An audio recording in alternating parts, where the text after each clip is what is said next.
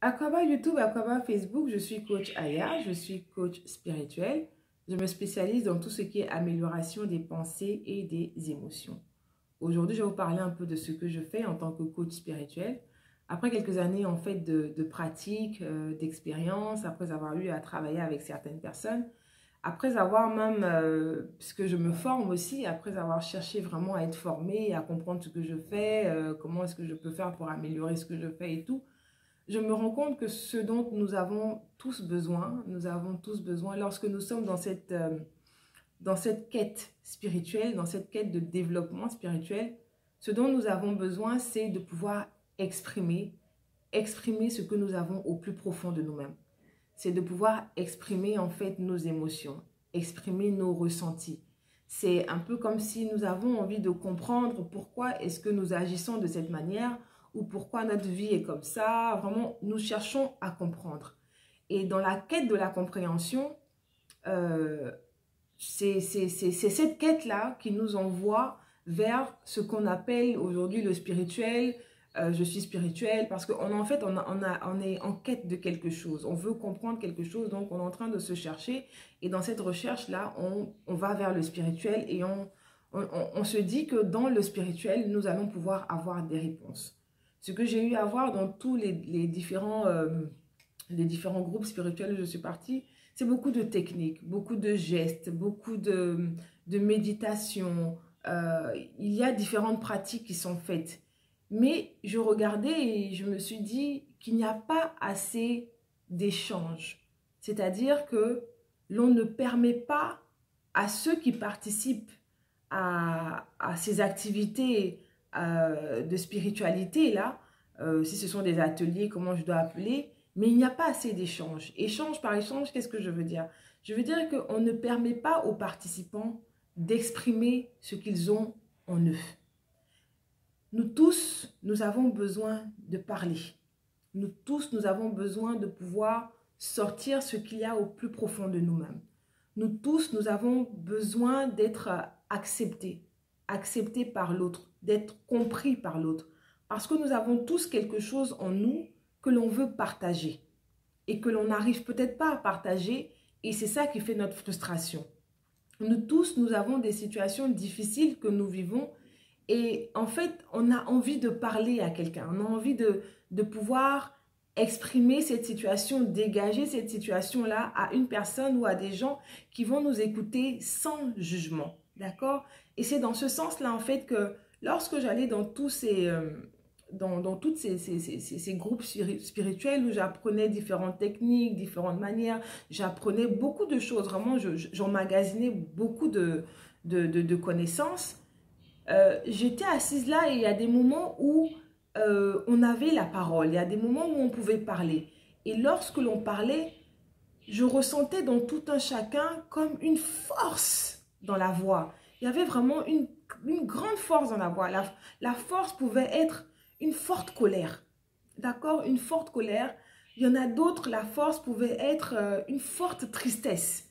Mais quand les gens commençaient à parler, le maître, la plupart du temps, le maître va dire, bon, ok, laisse, arrête de parler de ça, ne rumine pas, ne donne pas trop de pouvoir à cette pensée ou à cette émotion-là. Tue-la, c'est pas tue-la, quoi, mais éteins-la, n'en parle plus et tu verras que ça va passer. Et je me suis rendu compte que non, ça ne passe pas comme ça. Ça passe seulement quand on en parle. Et c'est ça le nettoyage. Pour moi, le nettoyage, c'est lorsque vous nettoyez votre maison et que vous voulez vraiment nettoyer votre maison, vous allez balayer la maison. Vous allez vraiment prendre le temps de soulever tous les meubles. Vraiment, dans tous les coins, vous allez prendre le temps de balayer. C'est du style, vous allez prendre le temps de regarder tous les coins où il y a de la saleté. Après, vous allez prendre le temps de prendre un torchon, nettoyer tous les meubles. Si vous avez une bibliothèque, nettoyer les livres. Après, vous allez passer la serpillière. Après, vous allez nettoyer les fenêtres. Et après, vous allez peut-être désodoriser votre maison. Vraiment, vous allez prendre le temps. Quand vous allez dire, je vais nettoyer mon placard, vous allez prendre le temps de regarder les habits que vous avez dans votre placard, les chaussures, les parfums, vraiment tout ce que vous avez. Vous allez regarder, vous allez dire, je fais un nettoyage. Ce n'est pas seulement de ranger, de plier, que ce soit beau, bien, ça paraît ordonné et tout. Non, je vais prendre le temps de regarder et dans toutes ces affaires, je vais enlever tout ce dont je n'ai plus besoin et je vais garder ce dont j'ai besoin. C'est dans ce sens-là que lorsqu'une personne est dans cette quête spirituelle, dans ce développement spirituel, ce qu'elle veut pouvoir se débarrasser de ce dont elle n'a plus besoin. Mais des fois, elle ne sait pas de quoi est-ce qu'elle n'a plus besoin. Il y a des émotions qu'elle s'attache. Elle s'attache vraiment à ces émotions-là parce que pour elle, en fait, c'est important. Il est important pour elle de pouvoir garder ses émotions. Il est important pour elle de pouvoir garder ses souvenirs parce que ça représente ce qu'elle est. Mais ce que nous devons comprendre, c'est que il y a des choses que nous devons laisser. Il y a des choses que nous devons donner. Donner à qui? Donner à Dieu, donner à l'univers, donner à Allah. Je veux dire tous les noms qu'on veut donner.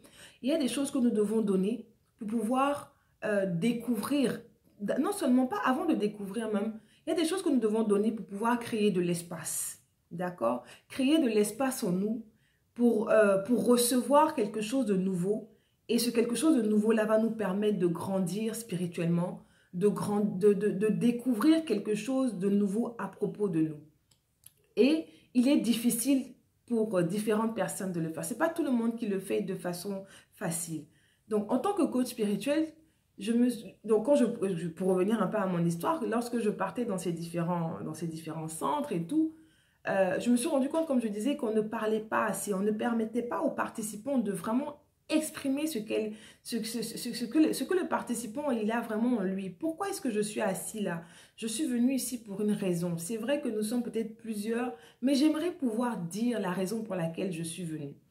Et ce n'est pas fait vraiment de façon... je veux dire, moi, je n'ai pas vu ça dans beaucoup de centres spirituels où je suis partie. J'ai vu ça seulement dans un seul centre où on nous permettait en tout cas de parler et c'était très bien. Et on parlait en groupe. On était à plusieurs et on parlait en groupe. Dans d'autres, c'est plutôt c'est un à un, c'est avec que ce soit le maître, le guide et la personne vient et elle échange avec la personne. Et je me suis dit non, que c'est bien d'échanger en groupe. Pourquoi? Parce que c'est vrai qu'il y a le maître. Le maître, c'est celui qui est le guide et qui nous oriente, d'accord? Mais toutes ces personnes qui sont aussi là, elles peuvent aussi nous orienter. Et de toutes ces personnes, nous pouvons apprendre quelque chose. Nous pouvons prendre quelque chose d'elles et nous pouvons aussi leur donner quelque chose. Donc, il est très important, lorsque vous êtes en quête spirituelle, il est très important de pouvoir travailler en groupe. Dans un groupe, dans le sens que lorsque vous travaillez dans le groupe, vous arrivez en fait à être la solution de l'autre et l'autre est votre solution. C'est dans tout un chacun, nous arrivons à trouver la solution. Parce que notre problème, c'est quoi? Le problème, il est émotionnel. Moi, c'est ce que je pense. C'est pour ça que je suis très... je me suis dit, je vais me spécialiser dans tout ce qui est émotion et pensée. Notre problème, vraiment, il est émotionnel. Nous avons eu des situations dans notre vie que nous avons jugées. Nous avons jugé ça avec notre regard. Ça ne veut pas dire que le jugement, il était positif ou il était négatif.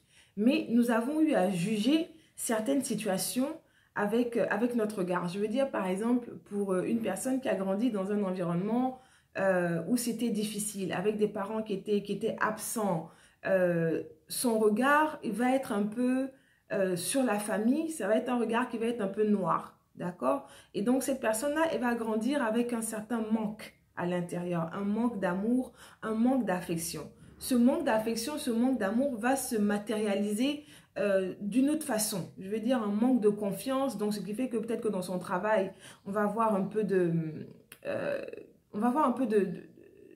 comment dire ça, un manque d'affirmation dans son travail, on va avoir un manque de confiance dans son travail, ça, dans sa famille, on va avoir aussi, en fait, je veux dire, il y a pour toute chose, il y aura, en fait, pour tout ce que nous sommes, que ce soit bien ou que ce soit mauvais, il y a en fait une origine, il y a une origine quelque part, et c'est surtout les émotions, en fait, qui, comment dire ça, c'est surtout les émotions qui guident nos actions. Je veux dire, en fonction de l'émotion que j'ai en moi, c'est ce que je vais faire. Si en moi, je ressens une certaine force, je ressens une certaine joie, un certain courage, une certaine audacité. Vraiment, je me sens bien en moi. L'émotion que je vais dégager, elle va être tellement forte que ça va me permettre d'agir. Mais lorsque l'émotion n'est pas forte et que l'émotion est basse, les actions aussi, par conséquent, on voit que les actions ne sont pas... Ce ne sont pas vraiment des actions pertinentes, ce sont des actions assez faibles. On voit que la personne n'arrive pas à s'affirmer dans sa vie, dans ses actions et tout le reste. Donc, je me suis rendu compte que ce sont nos émotions, les émotions que nous avons emmagasinées en nous, que nous ne comprenons pas et qui sont maîtres de nous. Et ces émotions-là, nous avons besoin d'être en contact avec ces émotions. Nous avons besoin de comprendre ces émotions. Nous avons besoin de connaître l'origine de ces émotions. C'est vrai que peut-être que vous me direz à quoi ça me sert d'aller dans mon passé alors que là, présentement, j'ai un problème et je veux résoudre mon problème pour pouvoir avancer. Des fois, il est bien de se poser, de faire le point de où nous sommes, de se demander pourquoi est-ce que je suis où je suis pour pouvoir bien avancer. Ça paraît peut-être lent, ça paraît peut-être un peu paresseux, entre guillemets, ça paraît peut-être un peu comme si vous êtes en train de perdre votre temps, mais vous allez voir que quand vous allez comprendre pourquoi vous êtes dans telle ou telle situation, c'est ça même, lorsque vous avez atteint la compréhension, après que vous ayez bien compris, vous allez savoir, c'est comme si, comme je disais tout à l'heure, le nettoyage, c'est ça le nettoyage. Le nettoyage, c'est de vraiment regarder sa vie. C'est de regarder en fait tout ce qui est dominant dans sa vie et de se demander dans tout ce qui est dominant dans ma vie, qu'est-ce que je n'aime pas? Qu'est-ce qui ne me convient pas? Qu'est-ce que je veux améliorer? Ça, c'est le nettoyage. Une fois que vous commencez cela, c'est du style, vos émotions peut-être seront toujours maîtres de vous, surtout les émotions qui vous prennent de façon spontanée, vous ne comprenez pas. Par exemple, là, vous êtes devant une situation et boum, vous vous mettez dans une colère, ou bien vous êtes devant une situation, vous vous mettez dans une tristesse, vous ne comprenez pas pourquoi. Une fois que vous commencez à être en contact avec votre vie, votre réalité, vous commencez vraiment à regarder votre vie avec un œil d'observateur. Je veux comprendre pourquoi ceci, pourquoi cela. Vous allez voir qu'à partir de ce moment, vous allez être en contact avec vos émotions. Et donc, c'est du style, elles ne vont pas prendre le dessus de vous de façon indépendamment de votre volonté en fait. Vous allez pouvoir les contrôler un peu plus. Vous allez voir que vous allez commencer à devenir maître de vos pensées et de vos émotions. Et c'est ça la prise de conscience. La prise de conscience en fait, c'est de prendre conscience de ce qui se passe en soi. Parce que ce qui se passe en nous, c'est ce que nous allons ressortir. C'est ce que nous allons produire. D'accord? C'est vrai que nous disons, mais ici, nous sommes dans le monde physique. Ici, c'est le monde physique. Oui, la spiritualité, c'est bien beau, tout ça, mais nous sommes dans le monde physique. Dans toute ma quête que j'ai eu à faire et que je continue à faire dans mon développement spirituel, je suis arrivée sur la Kabbale. Et dans la Kabbale, il est dit que « as above, so below ». C'est-à-dire, comme ça y est au-dessus, c'est comme ça que ça y est en dessous. Et c'est du style, vous regardez un arbre, comme les racines sont, c'est comme ça que est le feuillage. D'accord? Donc, ce qui veut dire que on ne peut pas dissocier le spirituel et puis le physique. Le spirituel et le physique, ils font un. Si vous arrivez à comprendre vos émotions, vous arrivez à comprendre vos pensées, vous allez voir que dans votre monde physique, les choses vont changer, vont s'améliorer. Mais si vous négligez le spirituel, si vous négligez vos émotions, si vous négligez en fait cette partie de vous que vous ne pouvez pas voir, mais que vous ressentez, mais que vous n'arrivez pas vraiment à capter, si vous ne faites pas ça, si vous n'êtes pas en connexion avec vous-même, quand je dis avec vous-même, je ne parle pas de être en connexion dans un groupe religieux, non, je parle être avec vous-même. Qui est-ce que je suis? Qui est-ce que je suis? Si vous n'arrivez pas à être en connexion avec ça, vous allez voir que dans votre monde physique, il y aura toujours certains aspects de votre vie que vous n'allez pas comprendre, que vous n'allez pas pouvoir gérer. Pourquoi? Parce qu'il y a des aspects de votre vie spirituelle que vous négligez. D'accord? Comme je disais dans une de mes vidéos, nous sommes une âme. C'est de comprendre que nous sommes une âme. Nous sommes spirituels. Il n'y a pas quelqu'un qui n'est pas spirituel. Nous sommes tous spirituels. Nous sommes faits à travers, je ne sais pas si je peux dire ça, l'esprit de Dieu. Je veux dire, le Créateur, il n'est pas physique. D'accord? Il est esprit. Il est spirituel en fait. C'est de ça que nous sommes faits. Et si nous ne prenons pas le temps de comprendre de quoi nous sommes faits, ça fait que dans notre monde physique, automatiquement, les choses nous paraissent un peu compliquées, les choses nous paraissent un peu incompréhensibles, on ne comprend pas en fait. Et puis à un moment donné, on arrive à un moment donné de notre vie où on fait un stop et on se dit mais où est-ce que j'en suis? Pourquoi on commence à se poser certaines questions. Pourquoi? Parce que qu'on le veuille ou non, nous sommes spirituels. Ce qui veut dire que qu'on le veuille ou non, à un moment donné, nous allons devoir repartir à la source. Nous allons devoir se connecter à la source pour comprendre pourquoi nous sommes là où nous sommes. Et c'est dans ce sens-là que moi, j'aide. Je veux dire, je ne suis pas celle qui va vous conseiller sur ce que vous devez faire. J'évite de donner les conseils. Si je donne des conseils, c'est que vraiment la personne, elle est vraiment au plus profond, elle est vraiment trop attachée à ses émotions qui la submergent. Et elle ne veut pas s'en détacher. Elle regarde ces émotions-là comme le plus beau cadeau de sa vie. Elle ne veut pas s'en détacher et le détachement, en fait, avec certaines émotions est difficile. Et à partir de ce moment-là, quand je vois ce genre de situation, c'est là que je me permets de donner des fois des conseils. Mais la réalité est que ce que moi je dis surtout à mes clientes et à mes clients, c'est, vous savez quoi? Vous devez prendre le temps de vous connecter avec vous-même. Vous devez prendre le temps de vous connecter avec vos émotions. Vous devez prendre le temps de vous connecter avec vos pensées. Parce que vos pensées et vos émotions, c'est ce qui vous donne la force. C'est ce qui vous donne l'énergie. L'énergie, c'est ce qui nous permet d'agir. C'est cette substance-là qui fait que nous agissons, en fait. Je veux dire, si on regarde un peu, comment est-ce que je vais dire? Je veux dire, pour vivre, on a besoin de boire de l'eau, d'accord? Donc, l'eau, c'est ce qui nous donne la force de bouger, parce que ça met tout en marche et puis on fonctionne, d'accord?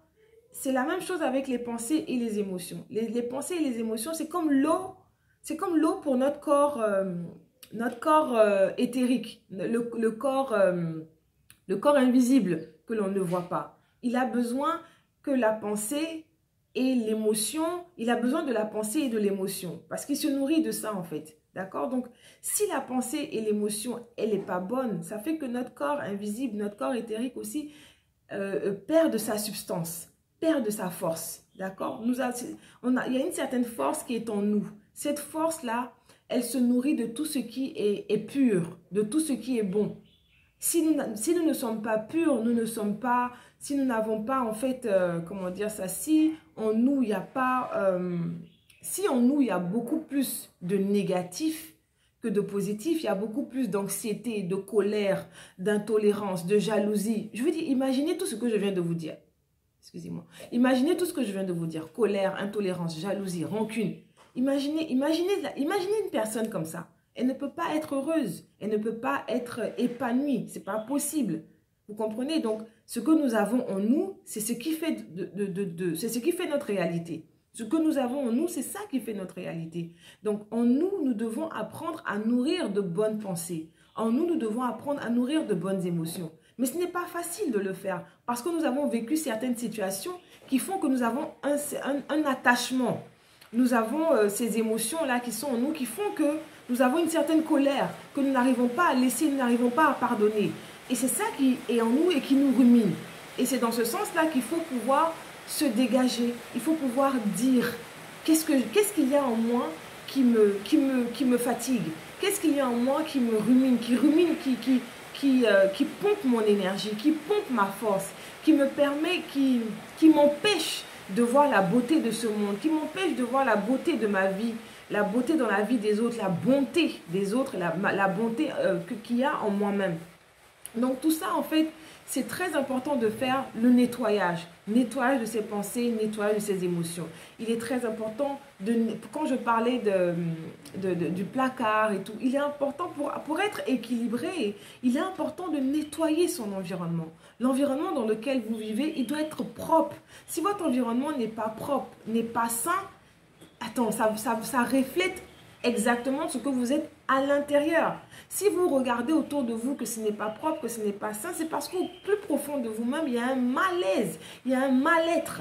D'accord? C'est pour ça que déjà, il faut commencer à prendre le temps lorsque vous, vous ressentez par exemple ce besoin, cette force, cette envie de changer.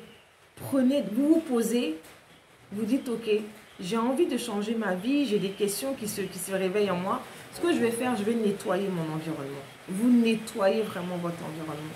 Lorsque vous nettoyez votre environnement, vous allez voir que les choses vont commencer à s'éclaircir dans votre esprit. Parce que c'est comme si, parce qu'on est physique, on est matière. Donc on a besoin de faire quelque chose de physique pour se sentir bien lorsqu'on se sent mal. C'est pour ça que certains diront, quand je me sens mal, je vais courir, je vais faire du sport, je vais prier. On a envie de faire quelque chose de matière, d'accord? Donc le simple fait de commencer à ranger votre maison, à mettre de l'ordre chez vous, ça va commencer à créer en fait quelque chose en vous, d'accord? Et donc je ne vais pas m'attarder, je suis allée un peu loin dans ce que je voulais dire. Et c'était pour vous présenter un peu ce que je fais en tant que coach spirituel. Je vais faire une autre vidéo où je vais vous expliquer un peu en quoi consiste un nettoyage. Je vous dis merci, à très bientôt. Désolée pour le bruit. Merci.